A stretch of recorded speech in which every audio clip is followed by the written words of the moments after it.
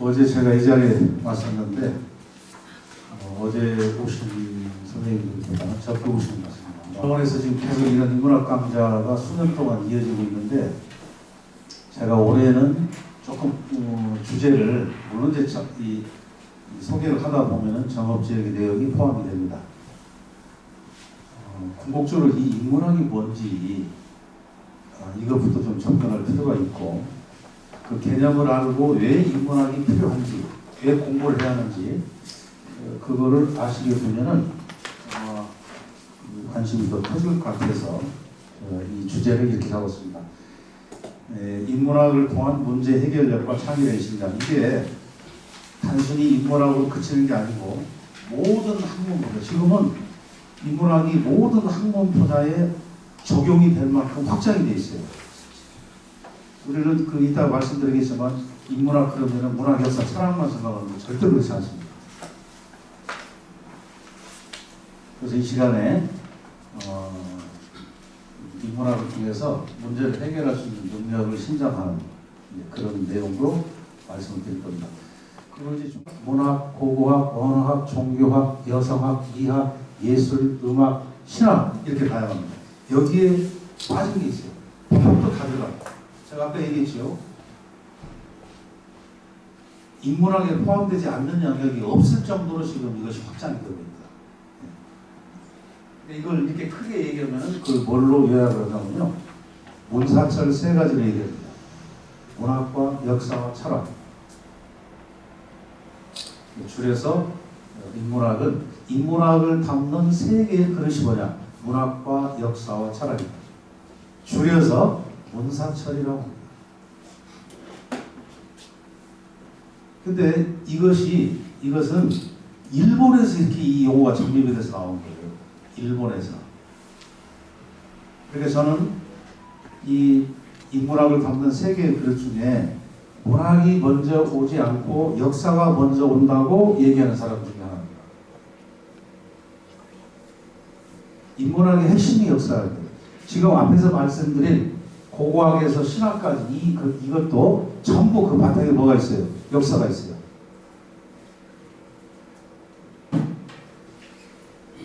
예술도, 음악도, 음악사가 있어요. 그 음악 분야도 역사가 바탕이 되지 않고서는 탐구가 어려웁니다. 그 역사학적인 측면이 연구가 되어야만이 미래의 비전을 제시할 수 있는 거. 그러니까 철학과 문학은 미래 비전을 제시할 수 있는 학문이 아니에요. 역사학이 미래를 제시합니다. 미래학이라고 하는 학문이 있어요. 그게 역사학의 범주에 들어갑니다. 아마 처음 들으신 거예요. 근데 지금 현재 국내에서 미래학을 연구하는 학자가 거의 없어요. 한번 검색해 보세요. 궁금하시면. 그래서 저는 문사철이냐 사철문이냐 할 때 아까 세 개를 나눠서 말씀을 드리겠습니다. 인간의 삶을 기록한 역사. 역사라는 건 인간의 삶을 기록하는 것. 철학은 인간의 생각을 정리하는 것이고 문학은 인간의 정서와 사고를 이야기하는 것이 문학입니다. 이 세 가지, 이게 인문학의 큰 틀입니다. 그러니까 이 세 가지를 다시 역사를 통해서 우리가 교훈을 얻고 철학을 통해서 행동의 변화를 가져옵니다. 문학을 통해서 우리 인간의 정서를 순화할 수 있다. 이걸 인문학이다.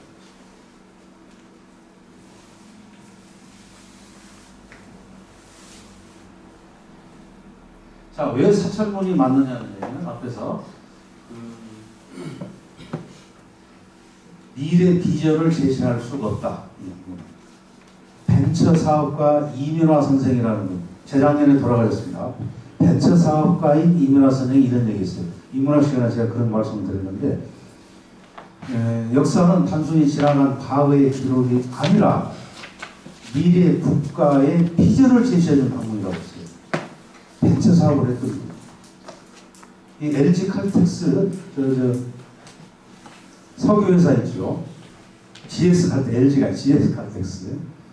여기 사원이 아마 3,4천 명 되나요? 그 회장의 철학 방침은 그래요. 모든 걸 역사에서 배워. 모든 걸. 아까 그 바탕에 다 역사가 있다고 했어요. 모든 걸 역사에서 배워. 그래서 그 회사의 신입사원 선발시킨 역사 시험. 승진 시험에 역사 시험, 한국사 그 자격증 급수 시험을 보니까. 그래서 저는 이제 아까 문학을 폄하하는 게 아니고, 아까 미래의 비전을 제시할 수가 없다. 문학이 가지고 있는 영향력 대단하죠. 근데 지금 우리나라에 요즘 시가 넘쳐나고 있습니다.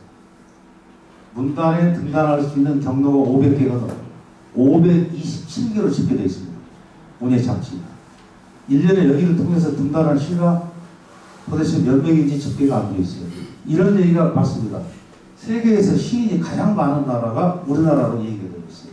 이게 긍정적으로 보면 좋은 건데, 다른 측면에서 보면 왜 이렇게 많을까, 시인이. 거기에는 문제가 없는가.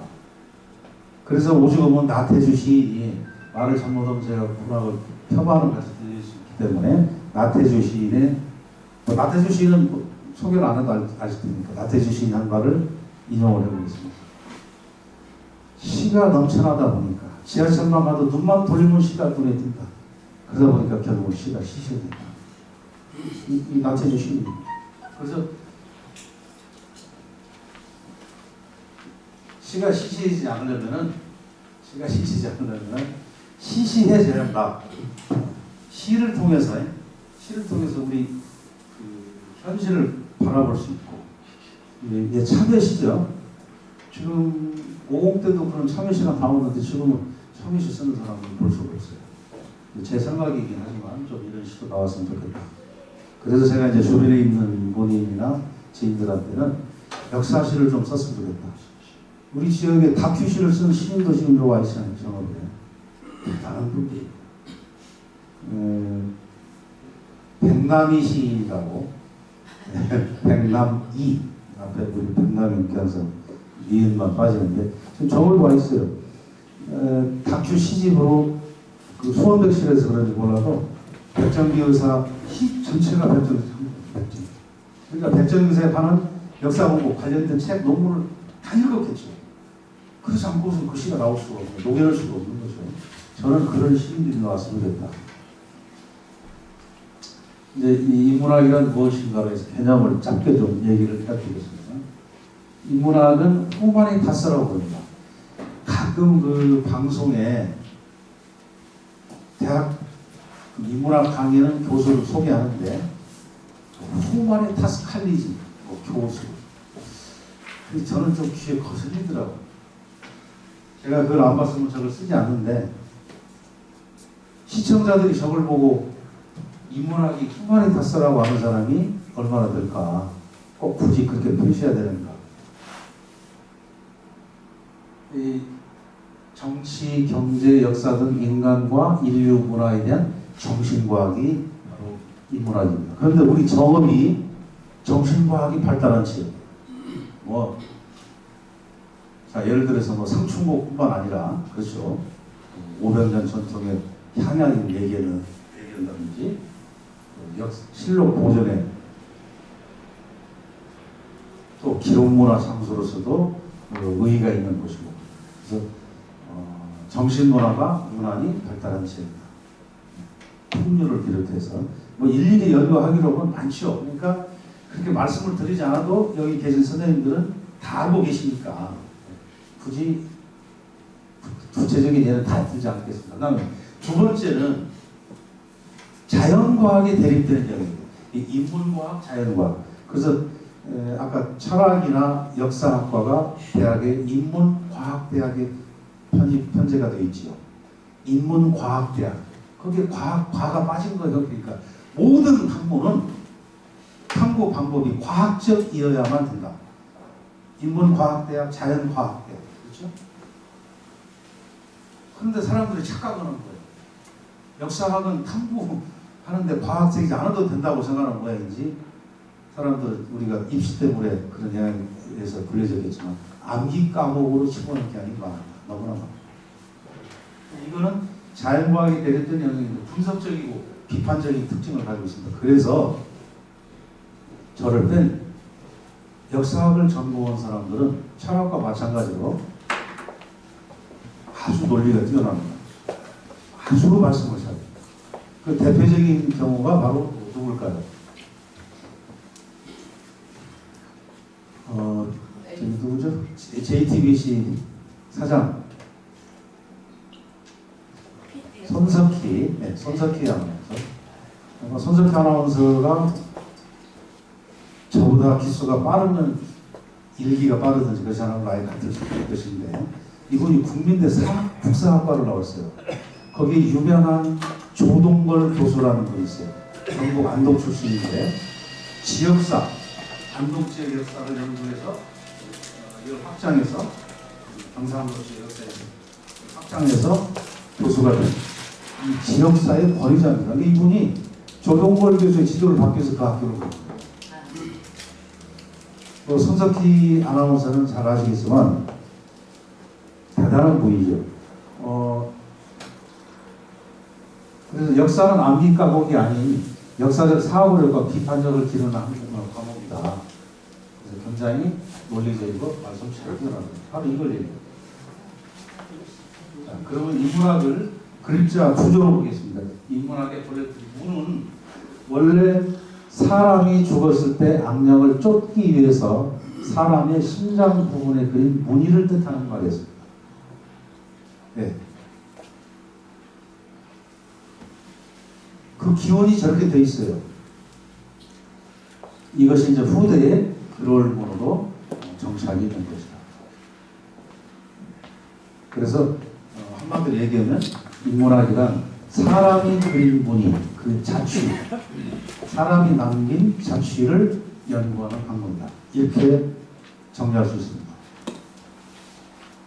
물론 개념을 여러 가지 얘기했습니다. 자, 이제 그러면은 이제 본론에 들어가기 전에 인문학을 적용하는 것. 저는 인문학을 강의를 하면서 2015년부터 평생학습센터에서 인문학 1기를 개강해서 지난달에 인문학 10기 과정을 다 끝냈습니다. 아마도 수료하신 분이 300명 가까이 된 걸로 저는 보고 있어요. 이제 앞으로 10기 이후에는 하지 않는다고 제가 얘기를 했기 때문에 마지막 10기는 많은 분들이 오셨고 그분들이 현재 수료하신 분들로 구성된 동일회가 아주 활동을 활발하게 하고 있습니다. 근데 인문학을 공부하다 보니까 저는 이것을 그냥 한마디로 얘기하면 배려하고 남을 사랑하라.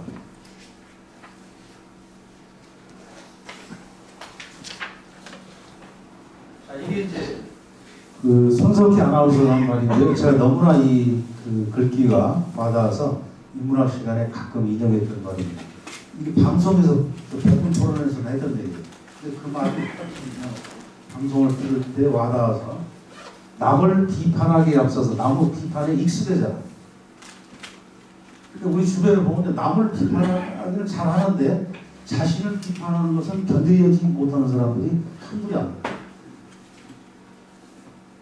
그것도 역시 훈련이 필요하다. 작가 유시민이 토론하는 거 보세요. 자기 비판을. 대단한 내공을 갖고 있는. 그것이 훈련이 아니면 불가능하죠. 저 같은 경우 저를 대입하면요 못 견뎌할 거예요. 그래서 이것도 역시 훈련이 필요한 것이고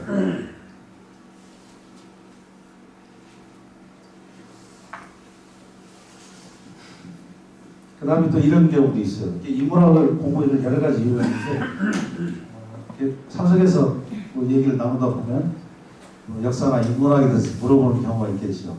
그러면 말이 어떤 때는 늘어지거나 길어질 때가 있어요. 그러면 상대방이 그럽니다. 남을 가르치려고 합니다. 얘가 선생을 하더니 남을 가르치려고 합니다. 그런 얘기 들으면 뭐하는데 근데 이것도 있어요.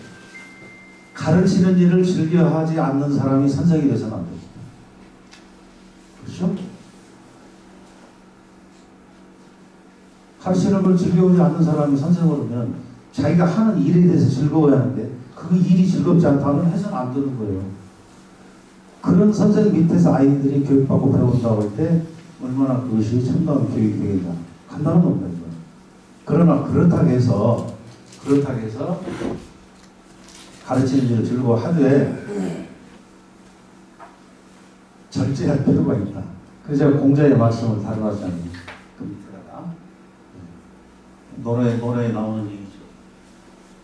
공자는 안다고 말하지 않았고 말해도 다 말하지 않았고 이거는요 가끔 우리가 이제 막걸리 마시면서 이렇게 사는 얘기 하다 보면 그냥 자기가 알고 있는 것을 다 보여주려고 그런 사람이 많아요. 제가 그래서 이런 강사하면서 느끼는 것이 2시간 분량을 20분으로 초래해 주시오 하면 할 줄 알아야 돼. 그게 듣는 거예요.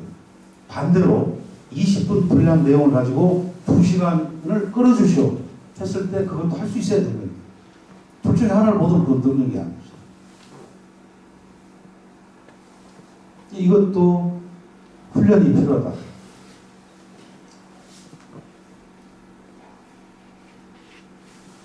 그러면 이제 이 문학을 왜 공부해야 하는지. 어제 선사문학 분석기 구절조 발굴 현장을 제가 가서 이영우 교수님으로부터 직접 발굴한 내용을 제가 설명을 들었던 사람이에요. TV에서 인터뷰까지. 오히려 그분이 해야 되는데 제가 인터뷰했는데 어제 그렇게 많은 잡다한 내용도 알면 좋겠지만 왜 오늘 인문학이 뭔지 왜 공부해야 하는지 이것만 알고 마음에 새겨도 앞으로 사는 동안에는 큰 교훈이 되지 않겠죠. 인문학은 내가 누구인가를 아는 일이다. 이게 너 자신을 알라는 얘기와 같은 겁니다. 이 너 자신을 알라는 얘기는 아는 것이 네가 많지 않다는 것을 인정하라 그런 얘기죠. 그런데 이 위대한 지식은 자신을 아는 데서 나옵니다. 야, 이거 참 처음 이 문구를 접했을 때 아는 만큼 보인답니다. 공부를 해보니까 자기가 얼마나 모자란 것인지를 알게 되죠. 스스로 마음이 깨우쳐지잖아요. 이거 공부하는 사람은 안 돼요. 그런 얘기입니다. 한마디로 주에 있는 인문학은 정체성을 파악하는 일이다. 확대하면 우리는 누구인가를 아는 일이다. 이 과정에서 나와 우리에 대해서 끊임없이 질문하면서 이 화두를 붙잡고 걸어가는 자기 성찰의 과정이자 비판적인 학습이 바로 인문학입니다. 돌아보는 것, 자신을 돌아보는 것, 자기 성찰, 그리고 비판적인 학습. 이것이 인문학이다. 이렇게 정리할 수 있습니다. 자, 그러면 인문학이란 내가 누구인가를 바로 아는 일이라고 정의를 내는데 그러면 내가 누구인지를 알게 되었다면 그 다음 어떻게 해야 됩니까? 어떻게 살아야 할 것인가? 이거거든요. 어떻게 살아야 할 것인가를 고민을 해야죠. 세계적인 갑부인 스티브 잡스가 우리 나이 56살로 죽었습니다. 근데 그분이 죽기 전에 병상에서 남긴 말이 인터넷을 검색하면 아마 2, 3초 분량을 뜰 겁니다. 근데 그 내용을 추려하면요, 그 스티브 잡스가 마지막 남긴 내용을 몇 줄로 추려하고 제가 해볼게요. 이제야 나는 깨닫는다. 우리 인생이란 삶을 유지할 만큼 적당한 재물을 쌓은 후에는 부와 무관한 것들을 추구해야 한다는 사실. 더 중요한 것은 그 무엇이어야 한다. 어쩌면 이런저런 인간관계 아니면 예술 또는 젊었을 시절에 가졌을 꿈을 쉬지 않고 젊었을 시절에 가졌을 꿈 같은 거 이런 걸 하라는 얘기입니다. 쉬지 않고 재물을 추구하는 것은 결국 나같이 비꼬인 인간으로 전락시킬 것이다. 너의 가족을 위한 사랑을 귀하게 여기라. 너의 동반자를 사랑하라. 너의 친구들을 사랑하라. 네 자신에게 잘해라. 타인을 소중히 여기라. 어떻게 들어보니까 아무도 아니죠. 대단한 말이 아니라는 말이에요. 그러니까 이것을 또 한마디로 제가 줄여볼게요. 결국 이 말을 정리하면 내 가족과 친구들을 포함한 남들을 덧합게 할 수 있는 삶을 살아라. 이게 한 줄이에요. 그 답이 지금 인문학에 있는 거예요. 어떻게 살 것인가 방향을 설정하면서 그래서 참고로 이제 적어봤고요. 이러한 인문학을 공부하게 되면 아까 스티브 잡스 얘기를 했는데 우리의 삶을 변화시킬 것이다. 어떤 방식이든지 우리의 삶을 변화시킬 것입니다. 제가 그래서 공부에 관한 내용을 한번 아는 내용을 한번 적어봤습니다. 석가모니는 그래서 석가는 인생은 덧없으니 쉬지 말고 정진하라. 이제 현직에 있을 때 제가 가장 좋아했던 문구 있어요. 제자들한테 책을 사인해 줄 때 저걸 꼭 썼어요. 부처님이 하신 말씀입니다.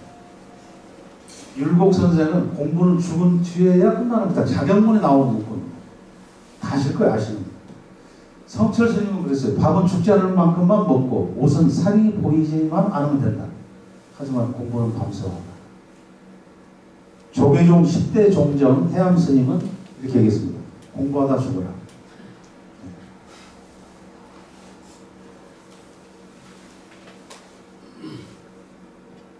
다 맞는 말씀, 뜻이야 뭐 같은 거니까. 그리고 특히 그 인문학자 중에 다산연구소 이사장이 있어요. 박성모 국회의원 예전에 김대중 대통령 전남 출신입니다. 근데 이분이 대단하시더라고요. 서남저널에서 가끔 그 다산 쪽 이렇게 컬럼을 만들어 주시던데 다는 못 읽고 이렇게 제목이 눈에 띄면은 다 있어요, 전부. 자, 이 박성모 그 다산연구소 이사장이 그랬어요. 인문학이란 사람들은 뭔가 이게 말을 많이 먹어서 사람들은 게 아니라니까요. 그러니까 제가 그래서 이제 현실적으로는 배려, 공감과 소통 능력을 향상시키는 데 도움이 된다. 일본 국민이 가장 많이 읽은 책이 바로 노노책입니다. 일본 국민의 50%가 넘는데요. 좀 믿기지 않는 얘기인데 우리나라 사람들을 대상으로 통계를 한다면 노노 몇 프로나 읽었을까요? 그래서 제가 이렇게 얘기합니다. 저도 노노를 읽었는데 그 공자님의 깊은 뜻을 제가 어떻게 다 알겠습니까? 2번을 읽었는데 그러나 죽기 전에는 한번 읽어봐야 책이 되는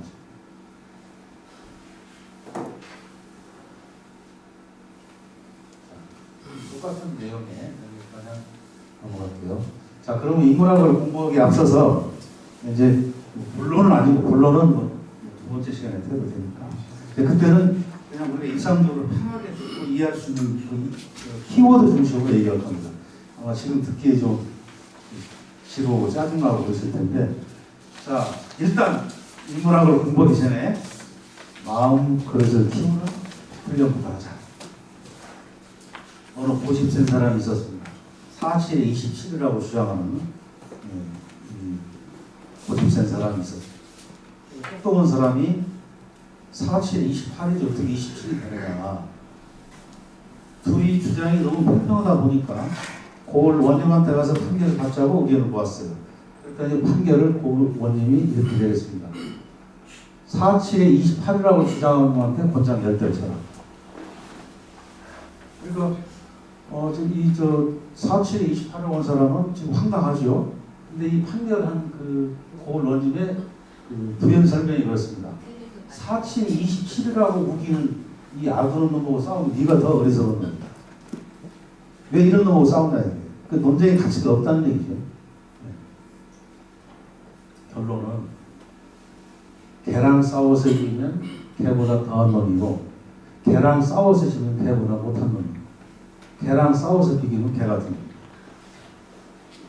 그러니까 이제 그 비유를 제가 비유를 한 건데 말하자면 논쟁할 가치가 없는 사람하고 얘기를 해서 이기는 뭐하냐 그런 얘기죠. 그것을 좀 비속어지만 개라는 말로 바꿨어요. 근데 바꾼 이유가 있어요. 요즘에 개는요 굉장히 긍정적인 단어로 바꿔졌어요. 그래서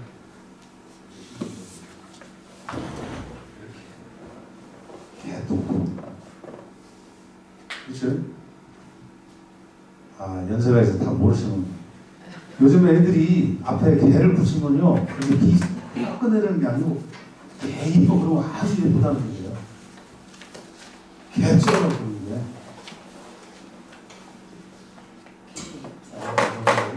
자, 이제 좀 조금 심화되는 면으로 한번 들어가 볼게요. 아마 여기 계신 분들은 신라가 행정구역을 구조 5소로 나눴다. 다 잊었을 것 같은데, 그리고 조선은 아직은 기억하시는 문제. 조선은 전국을 8도로 나눴다. 여기 인문학적인 요소가 있거든요. 제가 이따가도 말씀드리겠지만 인문학은 겉으로 드러난 현상이 아닌 본질을 탐구하는 학문이 인문학입니다. 그러니까 신라는 왜 전국을 9개로 나누냐 이 말이에요. 9개로 전국을 나눴는데 조선은 8개로 나눴다는 거거든요. 반드시 그 이유가 있어요. 그러니까 학문이라는 거, 우리가 역사학을 왜 그러느냐, 그걸 규명하는 것으로 공부를 했어야 하는데 입시 때문에 암기 위주로 공부하다 보니까 역사학이 흥미를 잃고, 모든 사람들이 역사를 그렇게 치고 있어요. 암기과목. 영어나 수학을 하는 선생님들이 역사 선생님 옆에 놓고 학생들 보고 그렇게 얘기를 하면 상담하면서, 야, 역사는 암기과목이니까 외우면 돼요. 거기에 무슨 얘기가 담겨 있는 거예요?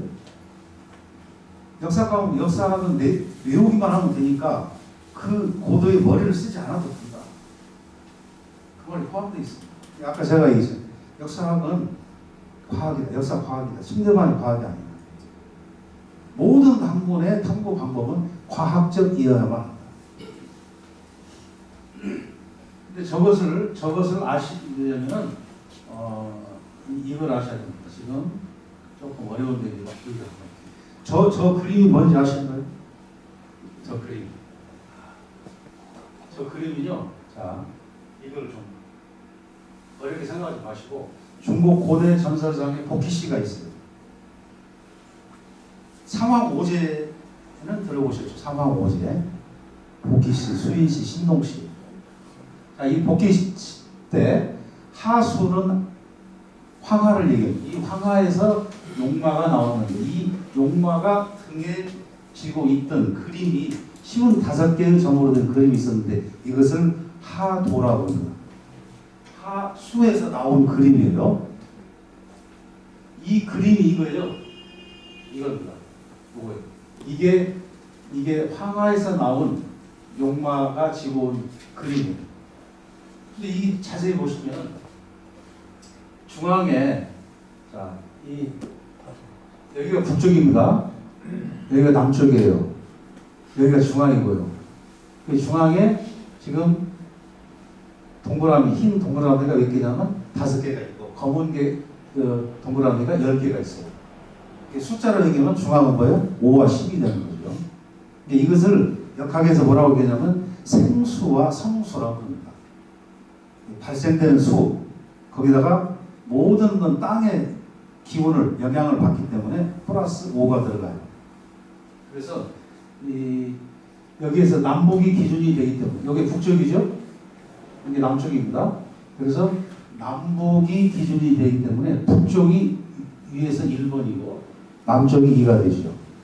그리고 동서가 갈라지니까 동이 3이 되고 숫자가 서가 4가 되고 중앙이 5가 되는 겁니다. 여기 지금 이 5개가 그거예요. 이게. 그러면 다시 아까 땅의 기운 5를 합치게 되면 어떻게 돼요? 북쪽에 5가 더해지니까 북이 1이니까 1, 2, 3, 4니까 5가 더해지면 6이 되죠. 이게 이제 6개가 이렇게 됩니다. 남쪽은 7개가 돼야겠죠. 그렇죠? 6, 7, 8, 9니까. 그래서 자, 여기는 6, 7, 그 다음에 동쪽이 8, 9 이렇게 해서 가운데 다시. 자, 다시 얘기할게요. 이거 좀 이해가 안 됐었는데 두 번째는 재밌는 내용이고요. 자, 여기에 표시가 됐습니다. 역학의 생수와 성수, 인육수. 그러니까 아까 북쪽이 방위를 주면 이게 수예요. 이거를 다시 이걸 아셔야 하니까 지금 이게 남쪽이고 여기가 북쪽입니다. 아까 숫자로 이게 1, 2, 3 했죠. 1, 2, 3, 4, 5, 6, 7, 8, 9, 10 이렇게 되죠. 아까 용마가 지고 나온 그림. 자, 이건데 이걸 방위로 쓰면요, 오형으로 쓰면은 동쪽이 나무입니다. 목이 목. 그러니까 색깔을 쓰면 푸른색이죠. 청룡 백호할 때 동쪽을 쏘는 이 청룡이라는 게 푸른색이 들어가잖아요. 청룡 백호, 그럼 서쪽이 백호죠. 흰백자예요. 그러니까 여기가 목이고 오형으로 쓰면, 서쪽이 아까 뭐예요? 청룡 백호는 게 금의 금 오형으로 쓰면, 그 다음에 저기 남쪽에 화는 불, 따뜻한 그 기운이 남쪽에 있죠. 그렇죠? 자, 불이니까 색깔을 쓰면 빨간색이죠. 청룡 백호 주작 현목. 지금 학교에서 배웠는데 이 바탕에 있는 그 본질을 얘기를 안 하니까 모르고 그냥 외우기만 하는 거죠. 근데 지금 이 내용을 알게 되면 10가지 이상으로 파생이 됩니다. 엄청난 지식 파생이 돼요. 자, 다시요. 그러면 이제 이게 불이고, 그 다음에 이 가운데가 뭐예요? 토죠. 흑토. 이 색깔이 노란색이에요. 황금색이에요. 중앙색이. 그래서 중국 천자가 권룡포가 황금색이에요. 그래서 우리나라 임금에게 황금색의 권룡포를 못 입게 합니다. 천자니까. 세상이 중심입니다. 그래서 우리나라 임금은 자주색의 그 임금 옷을 입게 된 겁니다. 황금색을 못 입게 되니까. 중앙색이니까. 자, 이걸 아시게 되면 이게 오행이 상생하는 목생화, 나무에서 불이 나오고, 화생토, 토생금, 금생수, 수생목 이렇게 됩니다. 근데 자, 아까 다시 또 돌아보고 신라가 전국을 9개로 나눴죠. 자, 신라는 누가 만든 왕조예요? 박혁거세. 그런데 박석김을 이어지다가 4세기 때 오면 내물 마립간에서 김씨에 의한 왕의 세습이 가능해집니다. 그러니까 신라는 김씨 왕조. 자, 숫자로 보면 어떻게 돼요? 숫자로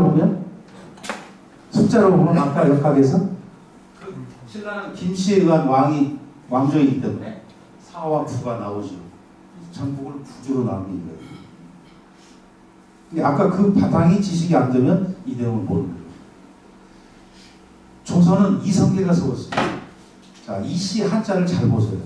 이씨 한자를 파자 해보면 앞에 목이 붙고 밑에가 아래 아들 자자가 붙어요. 그렇죠?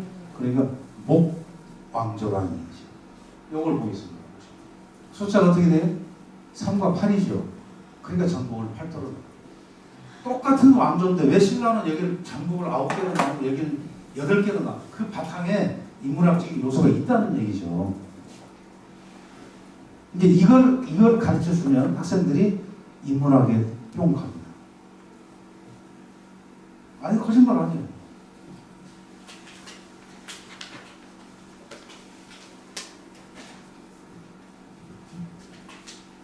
자, 일단 아마 이해가 될 듯 안 될 듯 그럴 것 같아요. 근데 뭔가 좀 이해가 될 것 같은 느낌은 가질 거예요. 다음에 한 번만 더 들으시면 전달 교육이 가능합니다.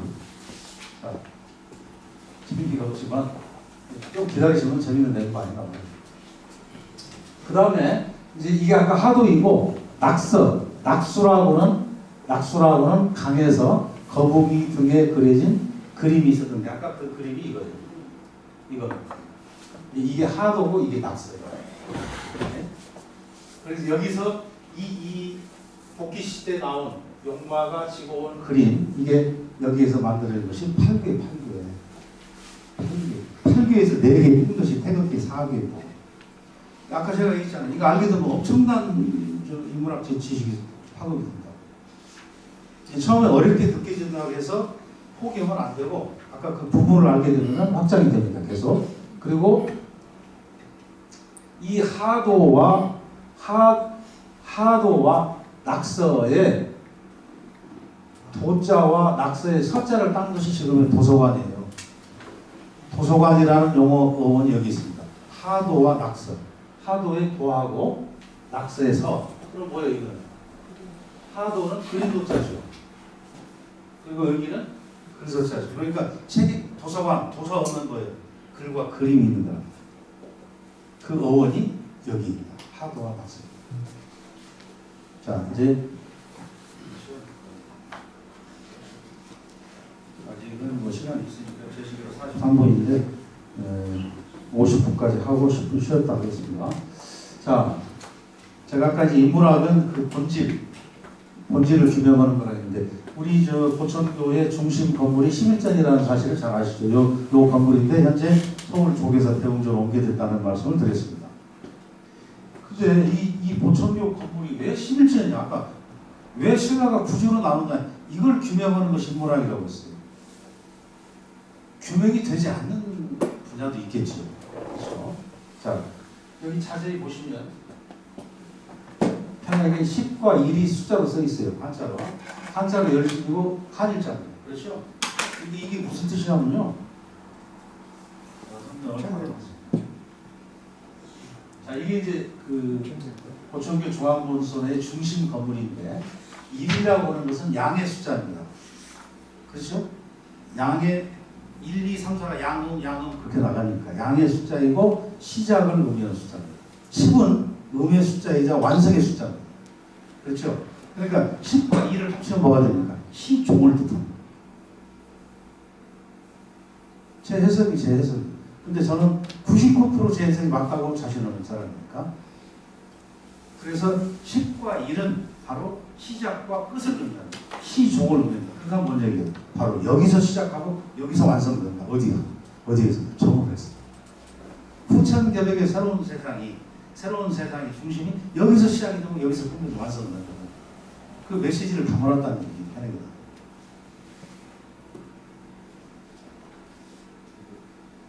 그리고 이것은 여러 번 말씀드렸어요. 지붕이 지금 반대로 흘렸죠. 자세히 보시면 흘린 기와가 지금 아래에 있는 건데 흑백이라 지금 그렇지만 지금도 가면은 시립센터에 가면 화관 노란 기와가 파편으로 있어요. 이 천자가 기가할 궁궐 같은 집은 중국 황제와 같이 자금성과 같이 노란 기호를 이었다. 그래서 노란 기호를 이었더니 일제가 일본 천황에 대한 모독에 해당이 된다. 그래서 이 지붕을 이 반절을 흘리는 것을 집어넣고 공격을 해 그렇게 일하십니다.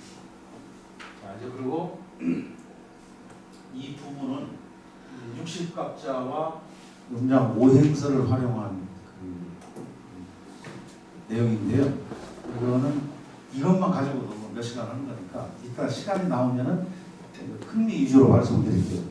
재미 내용이 많은데 일단 넘어가고 방법론부터 한번 볼게요. 이제 어떻게 인문학을 공부할 것이냐. 키워드 중심으로 본다면 자, 첫째가 원인과 배경이 있죠. 어떤 사건이 일어나게 된 배경.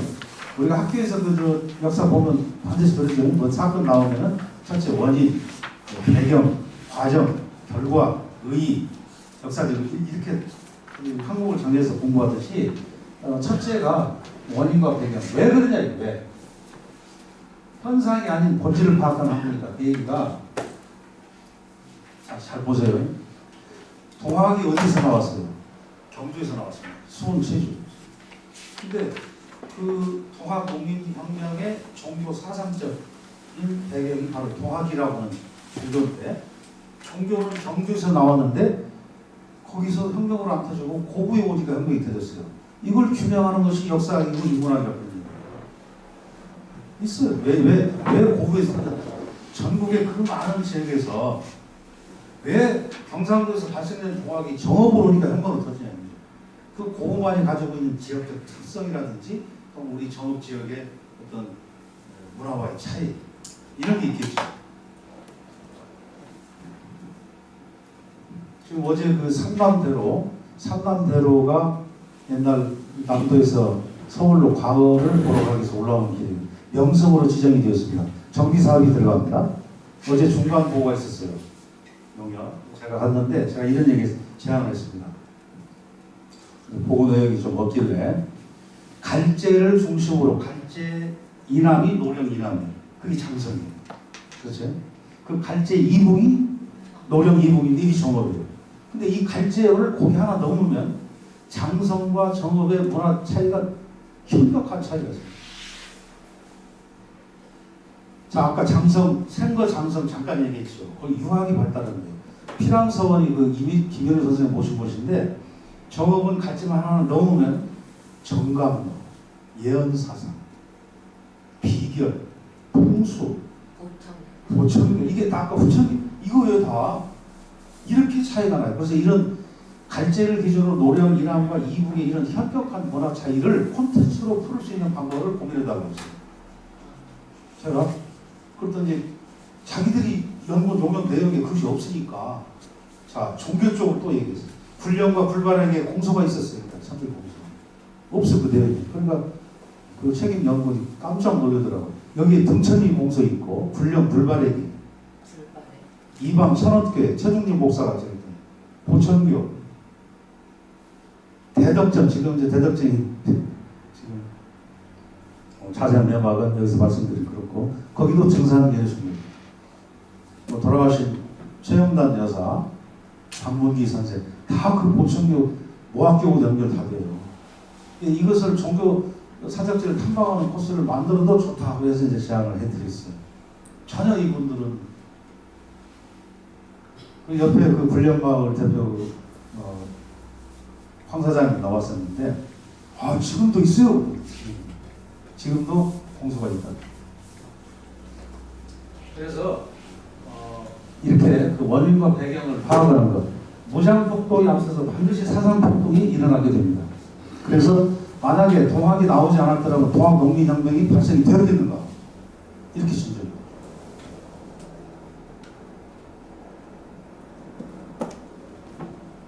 자, 이 자포자기에 관한 얘기를 하고 쉬는 시간 갖겠습니다. 저는 아까 키워드에서 원인 배경 얘기했죠. 지식과 지혜, 상상력, 해석과 재해석, 통합과 통찰, 소통과 배려 여러 키워드가 있는데 가장 중요하게 여기는 것은 저는 소통과 배려였습니다.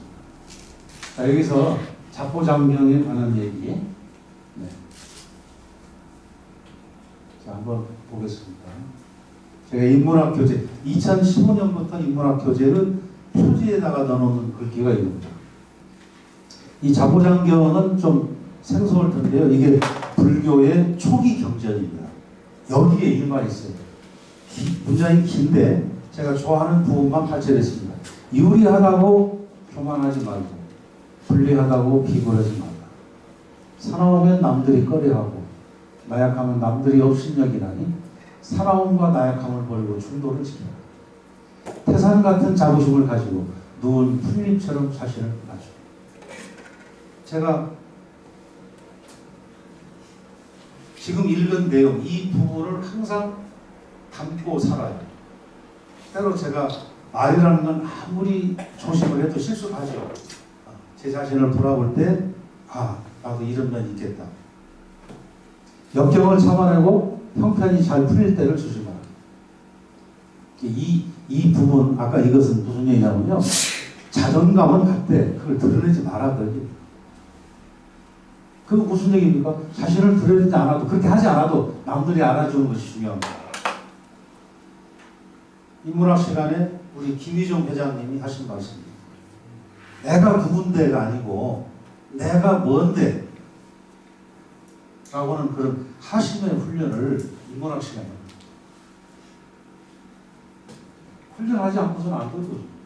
그래서 공자가 그랬죠. 논에서 남이 나를 알아주지 않아도 성내지 아니하면 또한 분자가 아닙니다. 이게 몸으로 이게 그것이 느껴지지 않으면 아무리 좋은 문구라 해도 사실 진리는 평범한 데 있어요. 그거를 본인이 생활을 못 시키면 그건 뭐 필요가 없는 것이죠.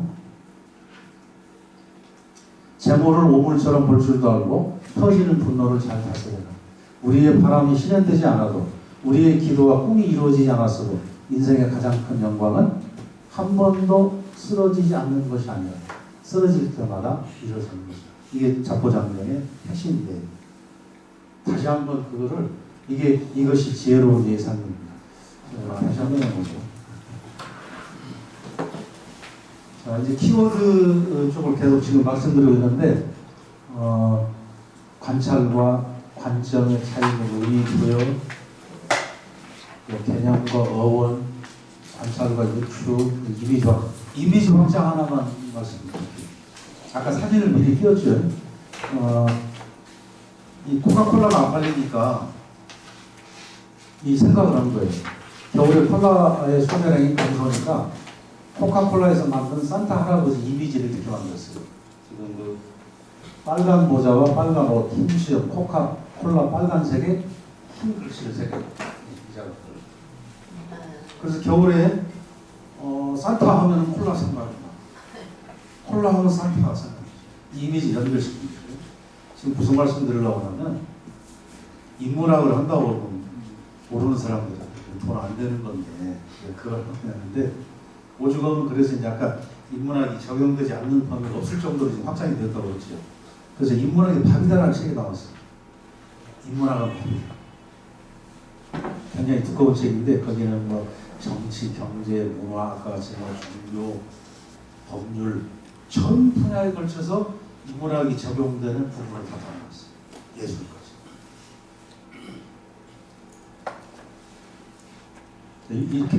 이렇게 해서 이제 마케팅을 한 것이라는 거죠. 그 다음에 이제 의문을 하나, 그냥 가장 쉬운 걸 이 얘기를 많이 들으셨을 텐데, 이 의문을 가지라는 거죠. 토끼와 거북이 경주를 다 하실 텐데, 누가 빠질까요? 이런 질문은 의문입니다. 어렸을 때 어떻게 배웠어요? 토끼와 거북이 누가 빠질까요? 토끼가 이기는 건 당연한 거죠. 그렇죠? 근데 이거를 지금은 인문학적인 저기에서 그렇게 안 해요. 거북이가 이길 수 있는 방법이 있어요. 거북이가 바다로 가. 바다에서 거북이하고 토끼를 경주를 시키면 당연히 거북이가 이기겠죠. 그렇죠? 그렇죠? 그럼 반대로 토끼를 이길 수 있는 방법은 산으로 가야겠죠. 산으로. 그러니까 결국은 토끼하고 거북이를 경주시키는 것은 처음부터 불공정한 게임이었다는 거죠. 우리는 그냥 토끼하고 거북이 경주 누가 이기느냐, 토끼가 이기는 걸 서로 당연하게 여기 왔다 이런 거죠. 근데 그것이 아니라는 거죠. 그러니까 인문학은 자료집에 써 있을 겁니다. 인문학은 정답을 요하지 않는다. 1, 2, 3, 4를 더해도 10이 되고 5 더하기 5도 10이. 이걸 모르는 사람은 없어요. 근데 우리가 살면서 삶의 지혜를 이렇게 10도도 저렇게 10이 된다는 것을 살아가는데 이걸 적용해서 사는 사람은 거의 없다는 거죠. 저도 이런 생각을 삶에 적용한 것이 얼마 안 됐어요. 그래서 오죽 가서 제목을 이렇게 달아놨을까요? 1, 2, 3, 4를 더해도 10이 되고, 그럼 아까 10이 되는 숫자는 많지요? 두 가지만 써 제목이 길어지니까 안 썼을 뿐이지 10이 되는 숫자를 조합하는 방법 여러 가지 있어요. 그런 다각도로 그런 창의적인 사고가 필요하다. 옛날에는 그렇게 답을 하는 학생이 있으면은 또라이라고 했어요. 뭐 넘사벽이니 4차원이 돼서 아이들이 구하는데 지금은 교사들이 그렇지 않습니다. 그런 답이 나올 때까지 기다려야 합니다. 그래서 그 탈무드 원전 연구소 소장이 이런 얘기했어요. 거기 많이 있을 겁니다. 질문의 즉답은 학생이 질문하면 곧바로 이거라고 질문에 즉답을 하는 선생은 친절한 선생은 될 수 있지만 현명한 선생은 아니에요. 그러니까 아이들이 다양한 사고가 나올 수 있도록 기다려달라요. 기다립니다.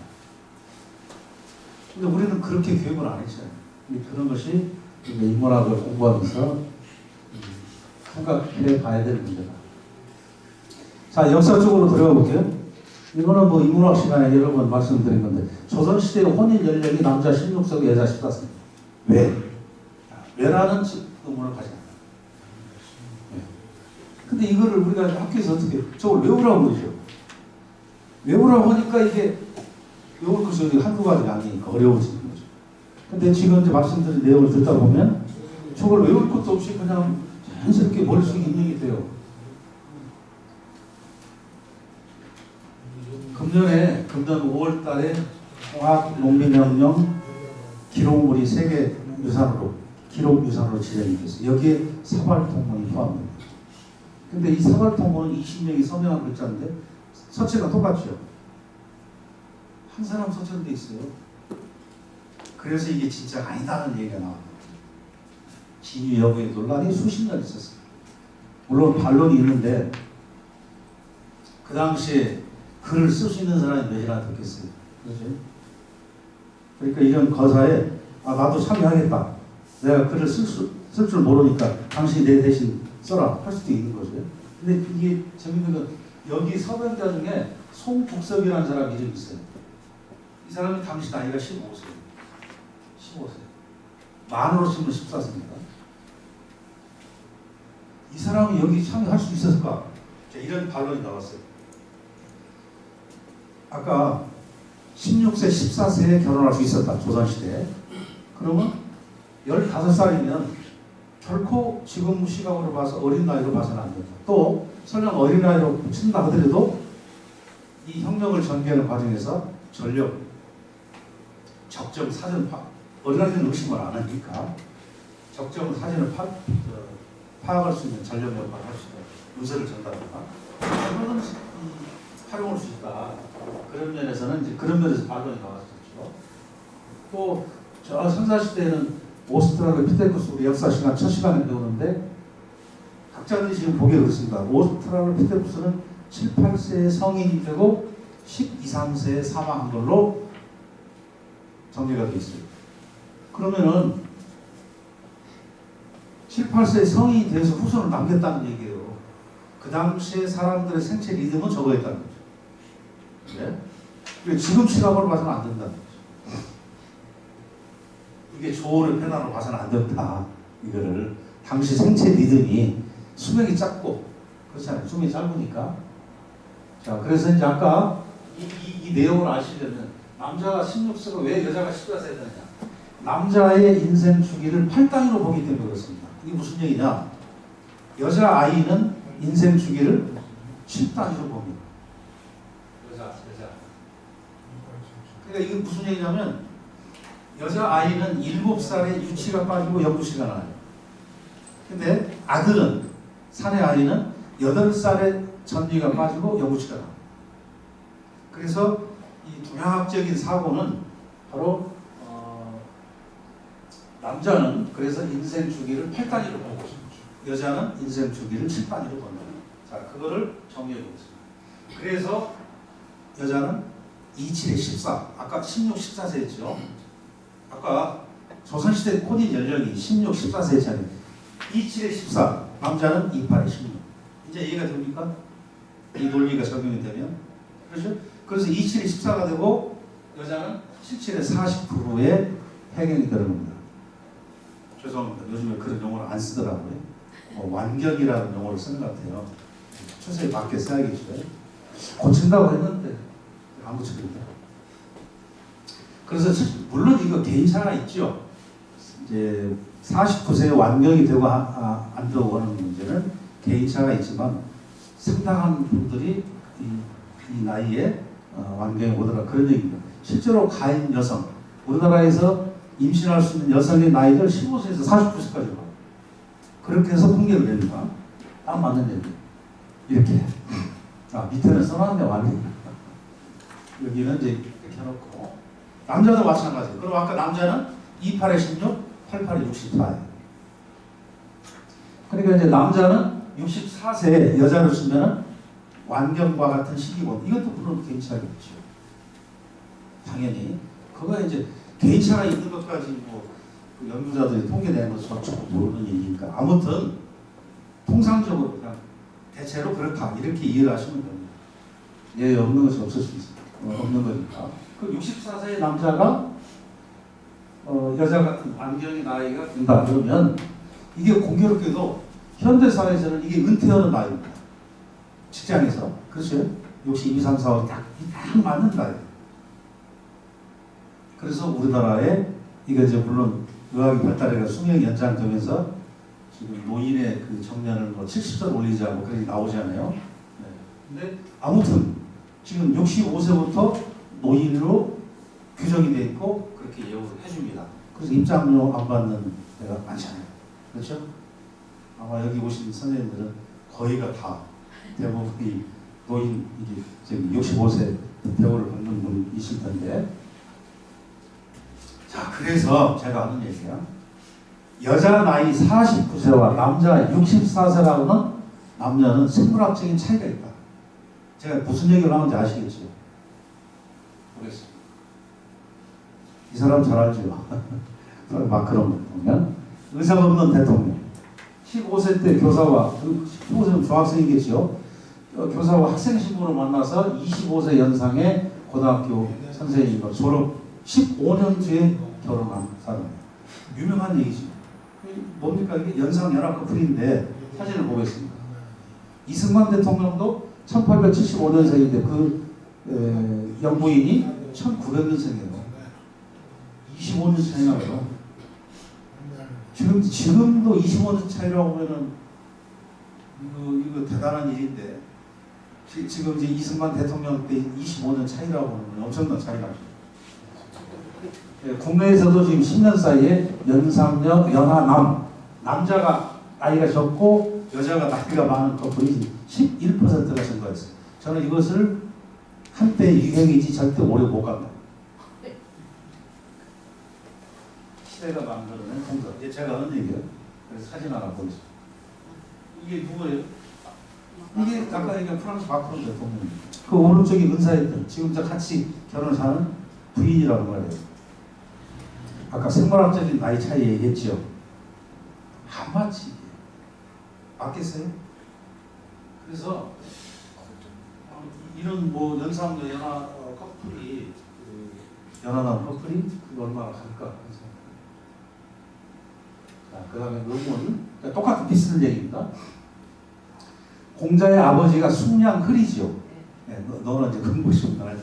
70세 그 부인이 16살 안침제라고는 이거 뭐 너는 공부하고 이걸 공부하게 돼 있으니까 70세와 16세 제가 아까 뭐라고 그랬어요? 남자는 88에 64 조금 뭐 이런 표현은 이런 시간에 표현은 괜찮으니까 88에 64 그러면 다 그런 건 아닌데 남자의 양기가 끊어지는 시기다 이렇게 봤던 게 동양에서. 근데 이분 나이가 지금 70이에요. 공자가. 근데 88에 60 양기가 끊어진 64세에 16살 나이 여자하고 결혼했다 하는 것은 이건 야합이다. 네. 근데 지금 야합의 의미가 지금 이렇게 쓰이죠. 아주 부정적인 의미로 쓰이는 거예요. 정을 통하는 걸로. 들렸잖아요. 근데 그냥 도올 선생은 그냥 저걸 직역을 해가지고 그래서 근데 그 표현은 조금 그렇고 근데 또 그 고전을 일본어를 보시는 분들이 그러면 도올 선생 해석을 또 맞는 걸로 얘기하시고 이제 공자님 문서랍니다. 자 이제 제가 이제 내년 초쯤에서 역사 산책이라는 책을 내려고 탄고는 다 되어 있는데 이런 내용들이 중간중간 꽤 있어요. 원고에 들어가 있고. 그러니까 전라도에서 저는 태어나서 지금까지 전라도 사니까 가끔 경상도를 가면은 굳이 누가 설명을 안 해도 야 이게 다르다. 많이 다르다는 걸 느껴요. 특히 저같이 역사 공부를 한 사람들은 그냥 소름 끼칠 때가 있어요. 그러니까 보통 그 종교를 가지고 얘기할 때는요, 영어랑 비교할 때 동불석이라고 합니다. 경상도 쪽에 불교 신자가 많고 전라도 쪽에 기독교 신자가 많고. 우리나라 전국에서 인구 비포상 교회가 제일 많은 데가 군산이에요. 일찍도가 그냥 밤에 올라오면 십자가 그냥 이 지척에 그냥 숙여 있는 정도니까. 그래서 왜 그러면 경상도는 불교 사찰이 많으냐? 바로 경상도의 그 문화의 특성이 보수적이기 때문에. 왜 그럴까요? 왜 경상도는 보수적일까요? 지형이 지형이. 한반도 지도를 보고 경상도 무슨 산이에요? 산이에요. 태백산. 내려오지. 그러니까 경상도는 김해 같은 평야, 김해 평야를 제가 나머지는 다 산간지대로 보는 거예요. 그러니까 이 사람들이 여기 정읍 이평야 배들 평야만 봐도 딱 그거 보고 우와 탄성이 저러 나와. 그런 걸 못 봤으니까. 우리 전라북도에 있어도 무주만 가보세요. 무주 장소만 가보세요. 완전히 산이에요. 경상도가 그런데요. 그러니까 이렇게 산들이 가로막혀 있다 보니 가로막혀 있다는 얘기는 뭔 얘기예요? 인구 이동이 적은 거예요. 오히려 우리 전라도 쪽이나 충청도 쪽은요 강과 하천으로 연결이 됩니다. 강과 하천은 문화를 단절시키는 요소가 아니에요. 문화를 이어주는 거예요. 이게 강과 하천. 그 차이예요. 그럼 어떻게 될까요? 인구 이동이 적은 그런 지역에 사는 사람은 그쪽 전통에 묶여 있을 수밖에 없어요. 그럼 어떻게 돼요? 좋은 점을 얘기해요. 보수적이라는 걸 좋은 점을 얘기해요. 인구 이동이 없고 새로운 사상 유입이 어려우면 자기들이 문제를 해결해야 돼요. 거기서 창의적인 사람이 나와요. 그렇죠? 근데 우리는 터 있어요. 강이 흐르고 하천이 있고 이렇게 트여 있다 보니까 외래 문물이나 사주가 쉽게 들어와요. 이쪽으로. 아까 군산 얘기했었죠. 그래서 우리 전라도 우리 저뿐만 아니라 아까 조선후기의 그 박규수가 쓴 책을 보면은 전라도는 열의 9이 10집에 9군데가 풍수대기라고 풍수를 봅니다. 풍수, 예언사상, 미륵사상, 포천개별사상, 정감록, 고천교도 다 정감록이 받은 거는 아니라고. 그래서 그러다 보니까 이쪽 호남 쪽은 개방적이고 진취적인 그런 특성을 갖게 됩니다. 그래서 지금도 그렇죠. 우리가 전체를 놓고 보면 서울과 전라도 쪽이 굉장히 진보적인 쪽이고 그렇잖아요. 그렇게 돼 있어요. 경상도가 보수. 그러면 가운데 충청도는 뭐냐? 눈치만 보는 거예요. 역사 이래로 보세요. 그 충청도는 경상도 신라가 밀고 올라오면 저놈이 신라한테 뺏겼다. 다시 고구려가 서들어서 내려오면 다시 고구려 내려와. 그래 이게 불안하죠. 눈치를 안 볼 수가 없어요. 요즘은 좋게 치는 거예요. 캐스팅 보트 치고 있는데 역사적인 배경이거든요. 자 이제 이런 정도로 그냥 이해를 하시면 되고, 그래서 전라도 사찰은 경상도 사람들이 다 되게 살린다. 그런 얘기가 있었어요. 특히 아까 지금 우리 전라북도 우리 전라도 특히 우리 정읍 같은 경우는 후천개별, 정감록, 예언사상, 비결, 기획사상, 풍수 이런 것이 주된 거예요. 그래서 이거 아주 유명한 얘기입니다. 박정희 대통령 시절에 장경순 총리는 기억나시죠? 네. 뭐, 젊은 사람들은 모르죠. 여기 계신 다 장경순 총리는 그때는 왜 그런지 모르겠어요. 지금 총리가 하도 방송에 많이 나와서 누구죠? 사실은 그 이전에는 총리 누군지 잘 몰라요. 여기를 왔어요. 여기 전라북도를 순시하는데 박정희 대통령이 장경순 총리한테 이렇게 얘기를 했답니다. 님자, 전라도에 사이비 교주가 많다면 장경순 총리가 이렇게 얘기했어요. 맞습니다. 교주는 전라도에 많은데 신자는 경상도가 많습니다. 이렇게 박정희 대통령한테 얘기했대요. 그러니까 박정희 대통령이 한 말을 이뤘다. 이거는 이제 이런 그런 종교 창시자가 많다는 얘기는 주에게 등하고, 그렇죠? 경상도에서 이쪽 보청교로 와서 신자 생활했던 사람들은 환하게 눈통은 사람들이 많았어요. 예. 무지랭이가 아니었다는 거죠.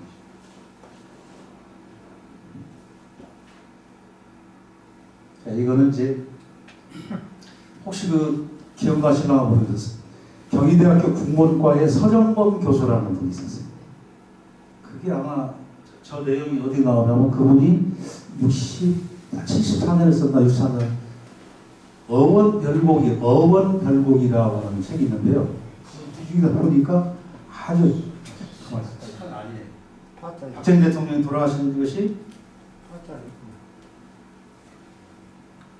몇 년이에요? 돌아가신 게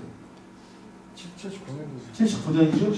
그러면 80. 저 책이 아마 어원별곡이 74년이 아니지 당연히. 거기에 보면 이 말, 박정희 대통령이 이제 김정일가 총에서 사망을 했죠. 그래서 이 이름을 가지고 이제 풀을 냈는데 아주 재밌는 박정희의 그 글씨를 분석해 보니까 이 오른쪽에 있는 게 전복자예요. 그러죠? 박정희의 박자는 나무목에다 전복자를 쓰더라고요. 이게 전복자니까 이게 전복자니까. 그래서 이 점을 쳐보니까 18년만 대통령 하라고 이름이 돼 있다는 거예요. 이 글자를 볼게요. 이 발을 정자를 떼고 이게 한일자죠. 예? 이게 한일자잖아요. 네. 한일자. 그 다음에 이렇게 이 밑에는 한일자를 떼어버리면 일자예요. 그냥 그만두어라. 네, 그런 뜻이거든요. 그러니까 그러면 여기서 18년이 이 글자죠. 나무 목자를 파자를 하면은 위에가 열십자가 나오죠. 나무 목을 써드려야 돼요? 아니요. 나무 목에다가 요걸 양쪽을 합친 것을 팔자로 본 거예요. 그러니까 점을 쳐보니까 18년간만 점을 쳐봤더니 18년간만 하고 한 번 하고 그렇게 하고 그만두라고 했더니 그만 안 뒀다 이거죠. 18년 하고서 유신헌법 만들어서 이제 영구집권 하려고 하니까 이게 신하 신자예요. 그렇죠? 오른쪽에 신하 신자. 신하 신자에 자기 기자를 썼어요. 그리고 밑에 점이 4개. 그만두라 했는데 영구집권 하려고 하니까 신하가 자기한테 총 4발을 쏘았습니다. 근데 이제 이 김재기가 총 4발 쏘 죽였거든요. 실제로 처음에 한 발 쏘고 피투성이 돼가지고 하니까 차지체로 화장실 도망가고 그러니까 밖에 나가서 권총을 다시 영화에도 나오죠. 그 맞아요. 그 그래서 권총을 다시 갖고 와서 조준해서 이제 쏜 거죠. 부부가 머리가 날아가서 있는데 이 4발의 총을 쐈다. 그럼 이제 김재규는 이름을 어떻게 또 부르느냐? 김재규는 저도 이 제자를 씁니다. 이게 7일제자 연재한다고 제자인데 이 김재규 보면 이 7일제자를 분정 제구의 열십자예요. 11일목을 얘기하는 겁니다. 열십자 10. 그리고 밑에가 차자예요. 10월에 차지 처리를 그렇죠. 이렇게 한번 이게 참 봐요. 10월에 차지 처리를 참으로 주겠다 배인인데 창으로 찌르고 밑에를 역시 위에가 10월 달이죠. 이걸 띄면은 임금왕제 밑에가. 그러니까 10월 달에 차지체를 창으로 찌르고 10월 달에 역시 왕도 주겠다. 86년에 써놨네. 이 책에서 나온 겁니다. 근데 제가 이거는 이름 한자 이름을 가지고 이제 호사가들이 지어낸 얘기이긴 하지만 근데 이거를 한문을 탐구하는 방법으로 적용을 할 수가 있지. 이게 쉽게 이제 추리이고 가설이고 그렇죠. 이거는 대단한 가설입니다. 이건 맞는 얘기가 아니지만 결과론적인 얘기잖아요. 결과론적인 이게 죽었을 대통령. 그러니까 이 대통령이 시해되는 걸 가지고 그 한자를 보고 궁리한 것이죠. 그거 두드려 맞추기 위해서. 근데 일단은 그 한자 이름을 가지고 그럴듯한 논리로 안 들어갔다 합니다. 그것도 역시 너희가 샤프지 않으면 안 되니까. 이것도 인문학의 한 범주예요. 적절한 분석은 아니지만 그런 비유가 아니고 저는 분석과 가설이 굉장히 흥미를 끈다. 이런 부분도 관심을 가질 필요가 있다. 이건 김재규의 그 사형 선고사니 집행전인데 그 사형 집행 20분 전인가요? 할 얘기 있으면 하라고 그러죠. 그 육성이 있어요. 육성. 혹시 기회가 되면 한번 찾아 들어보세요. 죽음을 앞둔 사람이라고는 생각이 안 돼요. 안중근 의사도 마찬가지예요. 안중근 의사 흰옷을 입고 그 찍은 사진이 사형 집행전식인 거예요. 표정을 잘 보세요. 죽음을 앞둔 사람으로 절대 보여요. 제가 옷에다가 항상 뭘 달고 다니고 있는데 안중근 의사 이거 이때째예요. 안중근 기념관에서 하는데 내년에 이제 안중근 의사에 관한 내용이 책으로 들어갑니다. 박사님 대통령 한번 넣어봤습니까 지금? 그 다음에 자 넘어갈게요. 이제 끝나가니까 아까 얘기한 대로 지금 30분인데 넘어갈게요. 보여드리고 자 이거는 아마 이제 저 인문학 제 강의를 들으신 분들은 저 얘기 지난번에 했는데 이거 또 한다고 치고 근데 못 들으신 분들을 위해서 또 이게 나중에 유튜브라도 올라가게 되면 문화 강의에 올라가게 되면 또 못 들으시는 분들은 그걸 통해서도 드려야 하니까 전에 들었던 분들은 그냥 확인차 내가 그렇게 알고 있는데 맞구나 그렇게 생각하시면 되고 일단은 지명이라고 하는 거 땅 이름은요 누가 연구해야 되느냐 누가 해야 돼요? 국어 사학자가 연구해야 하는 전문 분야입니다. 그러니까 국어 음원론에 관한 지식을 갖고 있으면서 역사학 쪽에 풍부한 소양이 있는 사람이 연구를 해야지 그렇지 않은 사람이 연구를 하다 보면 전설의 그런 풍수가 그렇네. 어떤 노인이 그랬네. 말도 안 되는 것들이 책으로 만들어지고 그게 올라와 있어요. 그래서 우리 정업을 대표하는 지명이 세 개라고 얘기했습니다. 뭐예요? 말고개, 잔다리목, 당고개. 이 세 개의 소신형을 모르면 정업사람이라고 하기가 어려워요. 근데 문제는 세 개 다시 이렇게 우리 정업에 세 개의 소신형이 있는데 말고개, 잔다리목, 당고개 이 세 가지인데 세 가지를 다 알아도 잔다리목이 뭐고 당고개가 뭐고 말고개가 뭐냐고 물어봤을 때 이걸 정확하게 얘기할 수 있는 분이 많지 않아요. 전부 다 틀리겠죠. 그래서 요걸 얘기 끝으로 제 강의는 끝내는데 아까 얘기한 대로 40분 안에 끝내기로 하겠습니다. 자, 말고개부터 우선 말씀드릴게요. 말고개는 한마디로 큰 고개입니다. 그거를 제가 20, 30년 전에 그 나이 드신 어른들을 찾아뵙고 물어보니까 일제 때 말이 죽으면 파 묻었던 고개다. 근데 일제 때 그 폐결핵 환자들이 많아가지고 폐병에 말뼈가 좋다는 이야기가 있었기 때문에 그 죽은 말을 캐가지고 뼈를 갈아서 먹었다. 이렇게 굴투등이 들죠. 근데 미리 말씀을 드리는데 그렇게 해서 깡이름은 절대 안 먹습니다. 쌀이제? 그러니까 쌀이나 먹어봤다. 천만을 봤어. 다 틀립니다.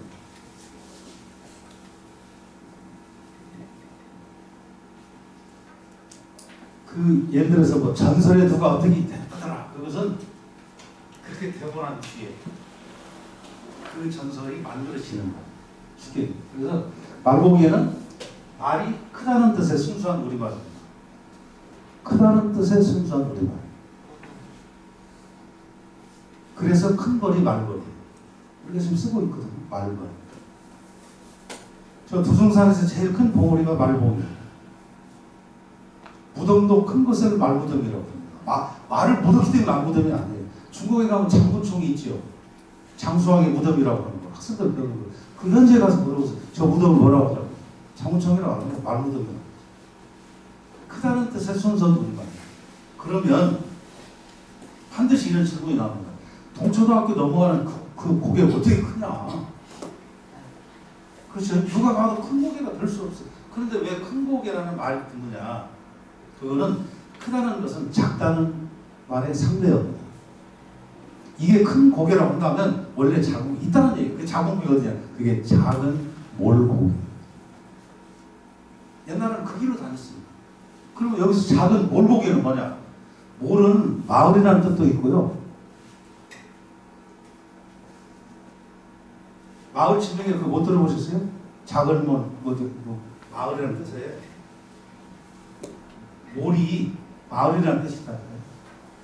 그리고 고개라는 뜻도 있습니다. 작은 고개를 넘어가는 골짜기다. 이렇게 생각하시면 됩니다.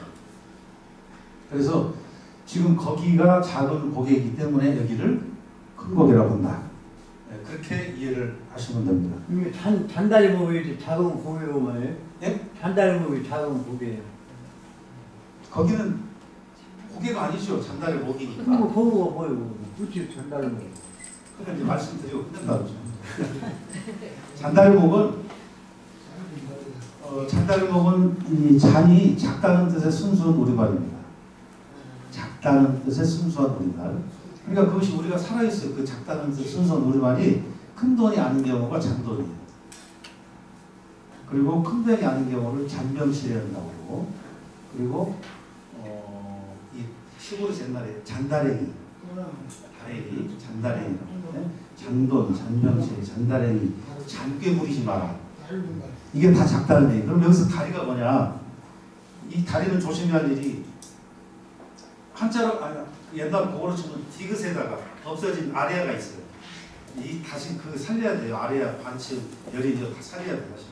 디귿의 아래아가 이거 니을이 원합니다. 달로도 있고 들로도 있고요. 그렇죠? 만약에 이것이 여름이 되면 다리가 돼요. 그렇죠? 만약에 다리가 교량이 아닌 다리가 아니라면 이건 뭐예요? 들로 읽어야 돼요.